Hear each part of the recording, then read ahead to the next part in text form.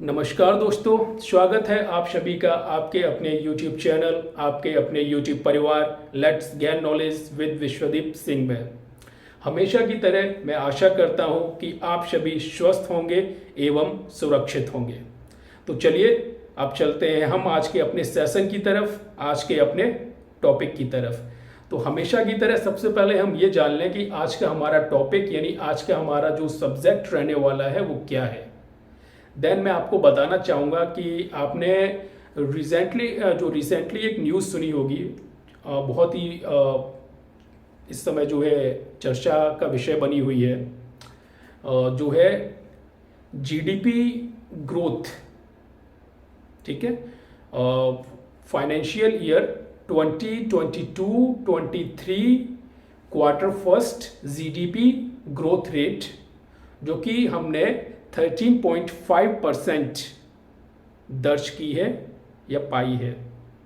ठीक है, तो आइए इसके बारे में हम आज विस्तृत रूप से चर्चा करेंगे कि जीडीपी क्या होती है, कितने प्रकार की होती है, इसे कौन प्रकाशित करता है, इसका किसी देश के लिए क्या महत्व है, क्या मायने रखती है, हम लोग हमारी लाइफ से कैसे ये सीधे तौर पे जुड़ी होती है, और हम जो है किस तरीके से इस साल की फास्टेस्ट, ध्यान से सुनिए मैं कह रहा हूं, इस साल की यानी इस वर्ष की फास्टेस्ट जीडीपी ग्रोथ रेट को अचीव किया है कंपैरिजन अदर डेवलप्ड कंट्री। ठीक है, और फाइनेंशियल ईयर क्या होता है, एनएसओ का गठन कैसे हुआ, किस मिनिस्ट्री के अंडर में आता है, आज हम इसके बारे में विस्तृत जानकारी हासिल करेंगे। ठीक है जी, देन हम इसकी शुरुआत करते हैं। देखिए, जो हमारा देश है भारत, उसका जो फाइनेंशियल ईयर है यानी वित्त वर्ष है, इस समय 2022-23 चल रहा है। ठीक है, तो उसकी पहली तिमाही की जो जीडीपी ग्रोथ रेट है उसके आंकड़े आ गए हैं। अभी पिछले 4-5 दिन पहले समथिंग ऐसा कुछ आए हैं। ठीक है, 4 दिन हुए हैं या 5 दिन ऐसा कुछ हुए। तो उसके आंकड़े आए हैं कि जो हमने इस फाइनेंशियल ईयर जो कि 2022-23 चल रहा है में डबल डिजिट में रिकॉर्ड दर्ज किया है। हेडलाइंस न्यूज़पेपर्स की, अदर वेबसाइट्स की यही है कि एक रिकॉर्ड वृद्धि दर्ज की है जो कि है 13.5% डबल डिजिट में, बहुत बड़े बड़े अक्षरों में लिखा हुआ है।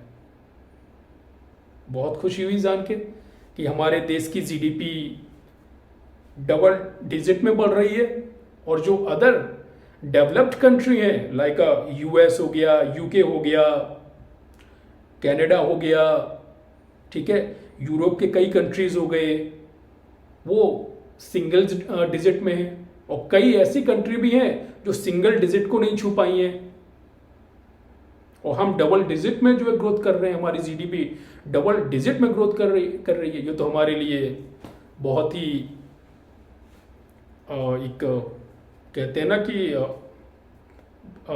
क्या बोलते हैं उस फीलिंग को, कि बहुत ही प्राउड वाली फीलिंग है।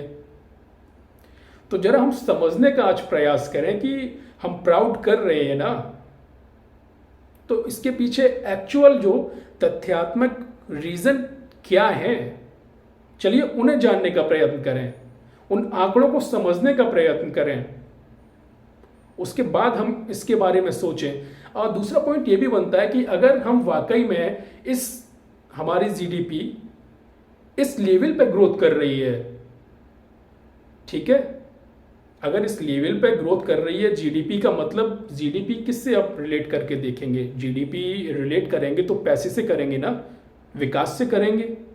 ठीक है, तो हमारे देश में प्रश्न ये भी उड़ जाता है, इतना अनएम्प्लॉयमेंट क्यों है, जब भाई साहब जीडीपी इतने अच्छी तरीके से डबल डिजिट में हम डेवलप कर रहे हैं, बाकी अदर जो डेवलप्ड नेशंस हैं उनसे ज़्यादा, ठीक है, उनसे ज़्यादा अच्छा विकास हासिल कर रहे हैं, तो हमारा देश बेरोजगारी की तरफ क्यों बढ़ रहा है?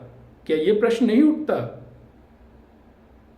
तो चलिए हम जानेंगे आज के जो ये आंकड़े प्रकाशित किए गए हैं इनकी तथ्यात्मक जानकारी हासिल करने की कोशिश करेंगे और इस टॉपिक यानी इस सेशन को विस्तृत रूप से समझने का एक बार प्रयत्न अवश्य करेंगे।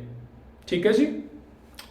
तो जैसा कि फाइनेंशियल ईयर 2022-23 चल रहा है, मैं आप सभी मित्रों को ये बताना चाहूँगा कि हमारे देश में जो फाइनेंशियल ईयर है यानी जो वित्त वर्ष होता है वो 1 अप्रैल से लेके यानी 1 अप्रैल से शुरू होता है और 31 मार्च को खत्म होता है, यानी अप्रैल से मार्च तक चलता है हमारे यहाँ फाइनेंशियल ईयर। ठीक है जी। अदर जो कंट्रीज हैं उनमें जनवरी से भी चलता है। कई ऐसे कंट्री है, चाइना हो गया और भी अदर डेवलप्ड कंट्री हो गए, वहाँ जनवरी से कंसीडर किया जाता है उनका फाइनेंशियल ईयर। हमारे यहाँ अप्रैल से मार्च किया जाता है। ठीक है, आइए अब जानते हैं। देखिए, जैसा कि मैंने बताया कि हमारा जो है वित्तीय वर्ष 2022-23 चल रहा है, अप्रैल से मार्च तक चलता है, यानी 1 अप्रैल 2022 से 31 मार्च 2023 तक हमारा फाइनेंशियल ईयर है। अगर हम इसे कहना चाहेंगे तो ये कहेंगे कि फाइनेंशियल ईयर 2023 चल रहा है, इस तरीके से भी कह सकते हैं। ठीक, अब आ जाते हैं आंकड़ों पर। रिपोर्ट आई है, रिपोर्ट के अनुसार जो हमने, देखिए पहले मैं आपको रिपोर्ट पर आऊँ और आंकड़े बताऊं, उससे पहले मैं कुछ और बता दूं ताकि आपको जो है चीज़ें समझ में आ सके। देखिए, जो फाइनेंशियल ईयर है यानी वित्त वर्ष है, ठीक है, उसकी गणना हम किस तरीके से करते हैं, कैलकुलेशन किस तरीके से करते हैं। एक फाइनेंशियल ईयर को हमारे यहाँ 4 हिस्सों में डिवाइड किया गया है, 4 पार्ट्स में डिवाइड किया गया है। देखिए, एक फाइनेंशियल ईयर में 12 महीने होते हैं। ठीक है, अब 4 पार्ट में 4 हिस्सों में आप कैसे विभाजित करेंगे, 3 से भाग दे दीजिए ना, 3 चौके 12, 4 बार, मतलब एक क्वार्टर 3 महीने का हो गया, क्वार्टर 1, क्वार्टर 2, क्वार्टर 3, क्वार्टर 4। ठीक है, 4 तिमाही हो गए, 4 तिमाही हो गए हमारे यहाँ, और हर तिमाही की अपनी एक फाइनेंशियल रिपोर्ट आती है। और जो फाइनेंशियल रिपोर्ट इस बार आई है, अभी ये रिसेंटली आई है, वो क्वार्टर 1 की आई है, क्वार्टर 1 फाइनेंशियल ईयर 22-23 की आई है। इसके आंकड़े हैं, जो पहली तिमाही है इस वित्तीय वर्ष की, इसके आंकड़े हैं ये कि 13.5% की वृद्धि दर्ज की गई है, कि जीडीपी की जो ग्रोथ रेट है वो 13.5% दर्ज की गई है। कई जगह हमने देखा लिखा हुआ कि fastest growth in a year, कई न्यूज़पेपर्स में मैंने देखा। ठीक है, वो तथ्यात्मक जानकारी को मतलब एक दूसरे तरीके से पेश कर देते हैं। अब कई लोग जो है नहीं समझ पाएंगे इस चीज़ को कि वो जो न्यूज़पेपर बात कर रहे हैं एक्चुअल में वो भी गलत बात नहीं कर रहे हैं, लेकिन उन्होंने थोड़ा समझने का प्रयास करिए। उन्होंने फाइनेंशियल ईयर को नहीं कहा उस समय, उन्होंने कहा fastest growth in a year, मतलब एक साल में सबसे ज्यादा फास्टेस्ट, जो सबसे ज्यादा ग्रोथ किया है जीडीपी में, मतलब 2022 में, सिर्फ 2022 की बात कर रहे हैं, वो फाइनेंशियल ईयर की बात नहीं कर रहे हैं, कि 2022 के जो आंकड़े हैं उसके मुताबिक सबसे ज्यादा जो है जीडीपी ने ग्रोथ किया है इस बार इस तिमाही में। क्यों? क्योंकि इससे पहले 2021 और 22 का क्वार्टर 4 था, जनवरी फरवरी मार्च में 3 महीने का क्वार्टर होता है, तो पिछले साल का भी फाइनेंशियल ईयर का भी तो क्वार्टर है, वो क्वार्टर 4 जनवरी फरवरी मार्च का था। उसमें जो हमारी जीडीपी ने ग्रोथ रेट हासिल की थी वो थी 4.1%। उससे कंपेयर कर दिया और उसको लेके कह दिया कि इस साल की सबसे ज्यादा हमने जो है ग्रोथ रेट जीडीपी में हासिल की है, 13.5% है। अगर आप तुलना कर रहे हैं ना तो सही है, किसी सही चीज से करिए ना। आप 22-23 का जो पहला तिमाही है, यानी वित्तीय वर्ष 2022-23 की जो पहली तिमाही है, उसकी जो जीडीपी की ग्रोथ रेट के जो आंकड़े हैं, अगर आपको तुलना करनी है तो 2021-22 के क्वार्टर 1 यानी पहली तिमाही से तुलना करिए कि आपने उस समय कितनी हासिल की, इस समय कितनी हासिल की। क्वार्टर 4 से क्यों कर रहे हैं? ठीक है ना, मैं आपको अभी समझाता हूं। देखिए, 22-23 जो है वित्तीय वर्ष चल रहा है अपने यहाँ, पहली तिमाही का जो है आंकड़ा आ चुका है, जो कि मैंने आपको बार बार बताया, 13.5% वृद्धि दर्ज की गई है जीडीपी में। ठीक है, इससे पहले कौन सा फाइनेंशियल ईयर था? 2021-22 था वित्तीय वर्ष, इससे पहले। ठीक है, अब 21 वर्ष था, 21-22 वर्ष दो वित्तीय वर्ष था। ठीक है, अब उसने कब शुरुआत किया? उसने भी अप्रैल से 31 मार्च तक चला ना। अब पिछले साल पे आ जाते हैं, जब शुरुआत हुई Q1, Q2 आया, फिर Q3 आया, फिर Q4 आया। जैसा कि मैंने बताया, फाइनेंशियल ईयर में क्वार्टर का मतलब हर 3 महीने से है। अब जो फाइनेंशियल ईयर पिछले साल का था, 21-22 का था, उसका जो Q4 है, जो चौथी तिमाही है, ठीक है, वो तो 2022 में पड़ रही है ना, जनवरी, फरवरी, मार्च में। उसमें हमने 4.5% फीसदी की दर से हमारी जीडीपी ने वृद्धि दर्ज की। इससे पहले Q3 आया होगा, 21-22 वित्तीय वर्ष का Q3 भी तो आया होगा, अक्टूबर, नवंबर, दिसंबर, ये 3 महीने। उसमें हमने 5.4% की वृद्धि से जीडीपी में ग्रोथ रेट दर्ज की। उससे पहले Q2 आया होगा ना, तो उसमें हमने 8.4% की जो ग्रोथ रेट दर्ज की। उससे पहले अप्रैल में, जून में Q1 आया होगा।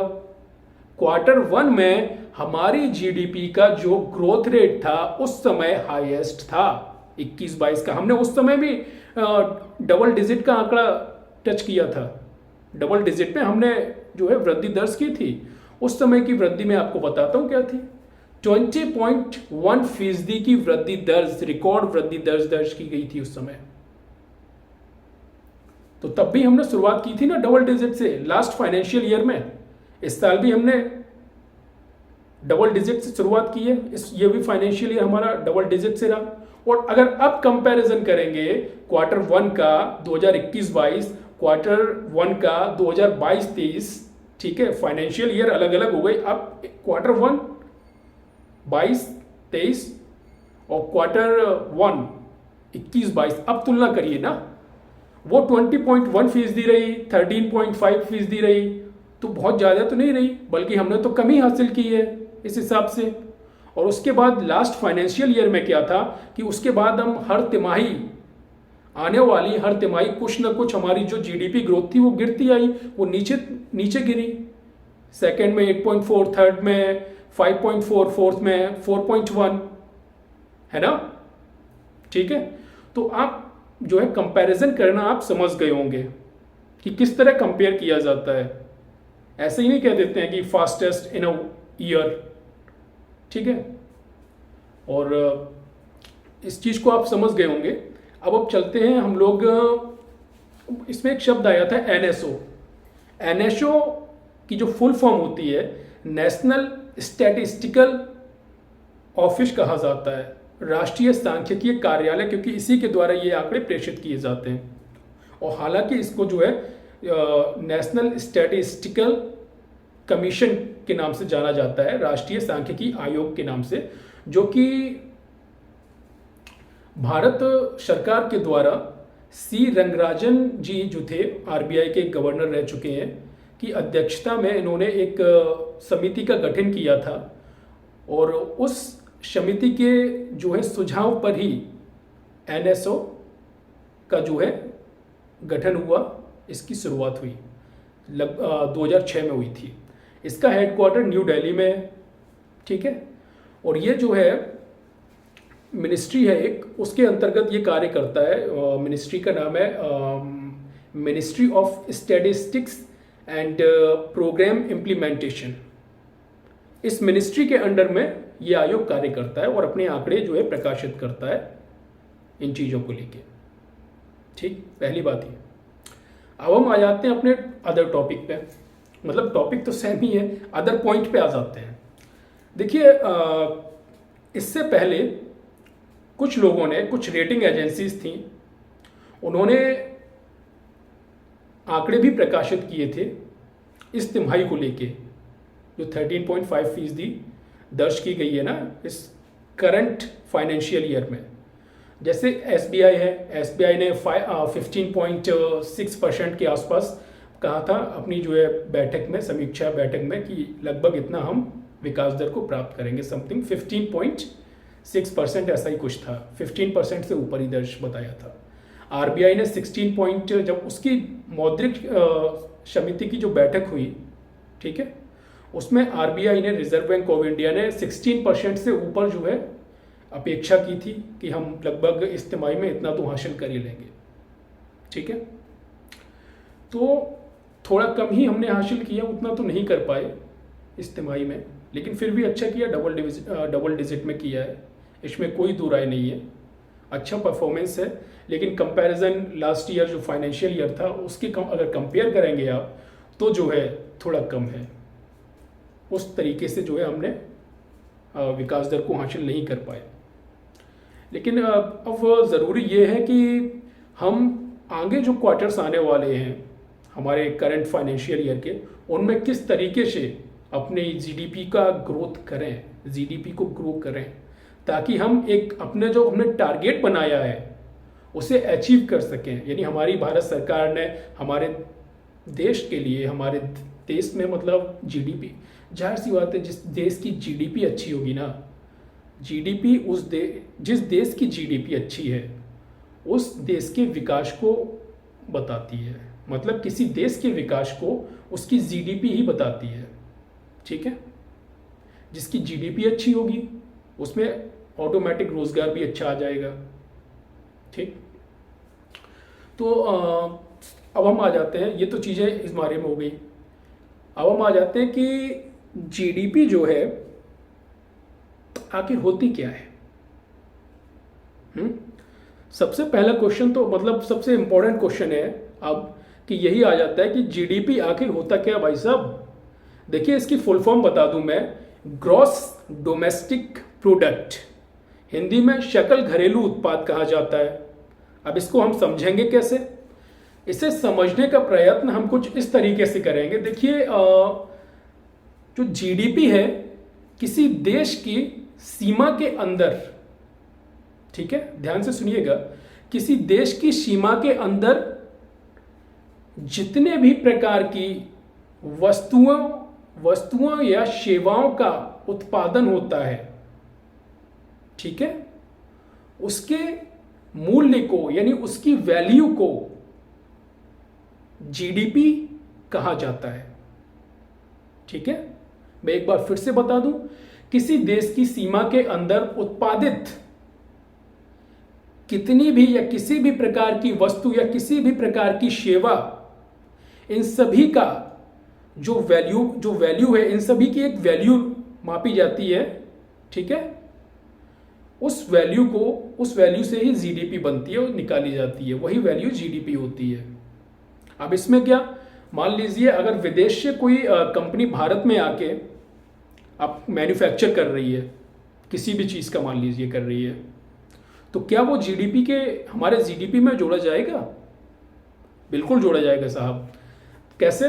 देखिए मैं बता दूं, अगर कोई भी फॉरेन कंट्री है, कोई भी फॉरेन कंट्री, उसकी कोई भी कंपनी हमारे देश में रहकर मैन्युफैक्चर कर रही है, तो वो जो मैन्युफैक्चर में जितने भी प्रकार का उत्पादन करेगी, कोई भी प्रोडक्ट बनाएगी, किसी भी तरह की सर्विस देगी, वो सभी हमारे जीडीपी में जोड़ा जाएगा, उसकी वैल्यू को। और हमारे देश की कोई कंपनी अगर किसी अदर कंट्री में, किसी फॉरेन कंट्री में सर्विस दे रही है या प्रोडक्ट बना रही है, तो उस चीज को हमारी जीडीपी से घटा दिया जाएगा, ठीक है। ये एक नोटिस करने लायक पॉइंट है, इस चीज को आप याद रखिएगा, ठीक है। तो ये जीडीपी की एक समझने का, एक बताने का मैंने प्रयत्न किया सरल शब्दों में। मुझे उम्मीद है जीडीपी के बारे में आपको जो है समझ में आ गया होगा। अब प्रश्न बन जाता है कि जीडीपी कितने प्रकार के होते हैं, है ना। देखिए तो मैं आपको बता दूं, जीडीपी हमारे यहाँ तो दो ही प्रकार के होते हैं, और अक्सर जीडीपी दो प्रकार के ही होते हैं, ठीक है। पहला तो हो जाएगा रियल जीडीपी, सेकंड हो जाएगा नॉमिनल जीडीपी। अब ये क्या होता है भाई साहब? जीडीपी तो हम सभी ने सुना, जीडीपी तो हम सभी ने सुना, लेकिन रियल जीडीपी और नॉमिनल जीडीपी आखिर है क्या? प्रश्न ये बन गया, है ना। देन मैं आपको बता दूं रियल जीडीपी क्या होता है।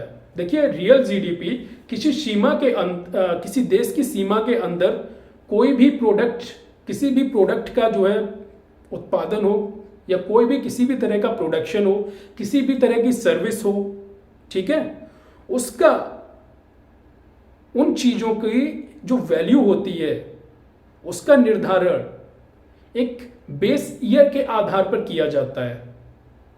उस वैल्यू का निर्धारण, उन चीजों का जो निर्धारण होता है, उन चीजों की वैल्यू का जो निर्धारण होता है वो एक बेस ईयर यानी एक आधार वर्ष के आधार पर की जाती है, बेस ईयर के आधार पर की जाती है। वो बेस ईयर क्या होगा?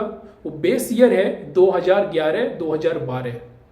इसके आधार पर आप जो है, जो रियल जीडीपी होती है उसकी प्रोडक्शन और सर्विसेज की तुलना की जाएगी, उसकी वैल्यू की कंपैरिजन की जाएगी, उसके आधार पर तय किया जाएगा। ठीक है जी, ये होता है रियल जीडीपी। समझ रहे हैं ना?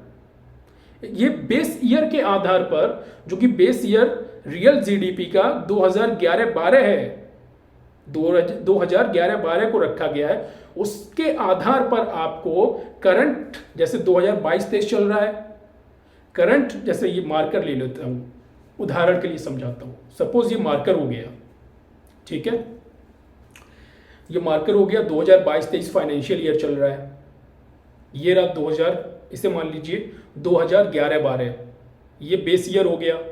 ठीक है, अब इस मार्कर की कीमत आज की डेट में मान लीजिए 1000 रुपये है। 1000 रुपये तो नहीं है लेकिन मान लो, ठीक है, तो 1000 रुपये है, नहीं मान रहे हो तो 100 रुपये मान लो यार, 100 रुपये है इस मार्कर की कीमत। ठीक है, आज की डेट में 100 रुपये है। अब 11-12 में जो बेस ईयर है उसमें मान लो कि 50 रुपये थी। ठीक है, 11-12 में 50 रुपये थी, 22-23 में इसकी कीमत 100 रुपये है। तो अब बेस ईयर से जो है कंपेयर करके आज की जो करंट वैल्यू है उसे कंपेयर किया जाएगा बेस ईयर से, वो निकलेगी, तब रियल जीडीपी कहलाएगी हमारी। और रियल जीडीपी को ही हम, या जो भी विश्लेषक होते हैं या एनालिस्ट होते हैं, वो इसको ज़्यादा महत्व देते हैं क्योंकि ये ज़्यादा विश्वसनीय मानते हैं इसी चीज़ को, रियल जीडीपी को। अब जैसे जो 13.5% जो अभी पहली तिमाही में हमारा जो फाइनेंशियल ईयर 22-23 का पहली तिमाही जो रहा है, 2022-23 का पहली तिमाही में 13.5% वृद्धि दर्ज की गई है ना, वो रियल जीडीपी ही है। ठीक है, नॉमिनल जीडीपी नहीं है, रियल जीडीपी है 13.5%। और गवर्नमेंट इसी को प्रकाशित करती है। हालांकि गवर्नमेंट नॉमिनल जीडीपी को भी बताती है, लेकिन इसको ज़्यादा विश्वसनीय माना जाता है सभी के द्वारा, क्योंकि इसके जो है कैलकुलेशन भी आसान होती है रियल जीडीपी की कंपैरिजन नॉमिनल जीडीपी के। रियल जीडीपी आई होप आप सभी को समझ में आ गया होगा। अब आ जाते हैं नॉमिनल जीडीपी। नॉमिनल जीडीपी क्या होता है भाई साहब? क्वेश्चन अब ये बन गया। देन कुछ हम इस तरीके से कहेंगे, देखिए किसी देश की सीमा के अंदर किसी भी तरह का प्रोडक्शन, किसी भी तरह की सर्विस, अब उसके उन चीज़ों की जो वैल्यू है, जो मूल्य है, वो हम करंट में बाजार मूल्य पर, जो करंट का बाजार मूल्य होगा उसके तहत निकालेंगे। ये कोई बेस ईयर पर आधारित नहीं होता है, ये करंट में निकाला जाता है। ठीक है बाबू, जो नॉमिनल जीडीपी होता है वो करंट मार्केट वैल्यू के आधार पर निकाला जाता है। ठीक है, ये नॉमिनल जीडीपी हो गया। और नॉमिनल जीडीपी जो है, इस नॉमिनल जीडीपी जो है वो भी गवर्नमेंट ने उसका भी जो आंकड़े, उसके भी जो नंबर जो प्रकाशित किए हैं Q1 2022-23 के, जो रहे हैं शायद 26.4 या 7% ऐसा कुछ रहा है, 26% से ऊपर ही रहा है। अब आप कंपेयर कर लीजिए रियल जीडीपी से, तो कितना ज़्यादा है नॉमिनल जीडीपी, लेकिन हम रियल जीडीपी को ही जो है प्रायोरिटी देते हैं, इसी को बताते हैं। ठीक है, रियल जीडीपी और नॉमिनल जीडीपी समझ में आ गया। ठीक है, जीडीपी के दो प्रकार होते हैं। अब देखिए हम आ जाते हैं, जब बात हो ही रही है तो थोड़ा बता दूं इस बारे में, नॉमिनल जीडीपी के आधार पर हमारा देश दुनिया का 5वीं सबसे बड़ी अर्थव्यवस्था है, जिसकी कुल वैल्यू, जिसके अंतर्गत हमारी कुल वैल्यू है, हमारी कुल कैपिटल है, वह $2.93 ट्रिलियन। जी हाँ। और वहीं पीपीपी मॉडल के आधार पर, यानी परचेजिंग पावर पैरिटी के आधार पर, हमारा देश दुनिया का तीसरी सबसे बड़ी अर्थव्यवस्था यानी इकोनॉमी है, जिसमें हमारी जो कुल वैल्यू है वो $11 ट्रिलियन से भी ज्यादा है। ठीक है, इन चीजों को बता दिया है। आई होप आपको बहुत कुछ समझ में आया होगा जो आंकड़े प्रकाशित किए गए हैं। और मैं आपको यह भी बता दूं कि हर तिमाही में जो आंकड़े प्रकाशित किए जाते हैं, हर तिमाही को लेके 4 हिस्सों में जो है बांट दिया गया है फाइनेंशियल ईयर को। हर तिमाही के डाटा जो है प्रकाशित किया जाता है, लेकिन उसे प्रकाशित करने में जो है इतना लेट क्यों हो जाते हैं। सपोज अप्रैल मई जून का किया गया है ना, जुलाई अगस्त सितंबर चल रहा है, अगस्त के लास्ट में शायद इसको प्रकाशित किया गया था, लास्ट अगस्त में प्रकाशित किया गया था। देखिए 2 महीने लगभग इसके पूरे डेटा का संकलन करने में लग जाता है एनएचए को। 2 महीने डिले ही जो है इसकी हमें जो आंकड़े पता चल पाते हैं। अब नेक्स्ट जो Q2 चल रहा है, अब जैसे अप्रैल मई जून हो गया, जुलाई अगस्त सितंबर, Q2 जुलाई अगस्त सितंबर हो गया, तो इसका डेटा हमें वही पता चलेगा नवंबर के लास्ट में। जब आएगा तो मैं आप सभी के साथ शेयर करूंगा। मुझे उम्मीद है आज का सेशन आप सभी को पसंद आया होगा और आप सभी को समझ में आया होगा। तो आज के लिए इतना ही, तब तक के लिए धन्यवाद। जय हिंद।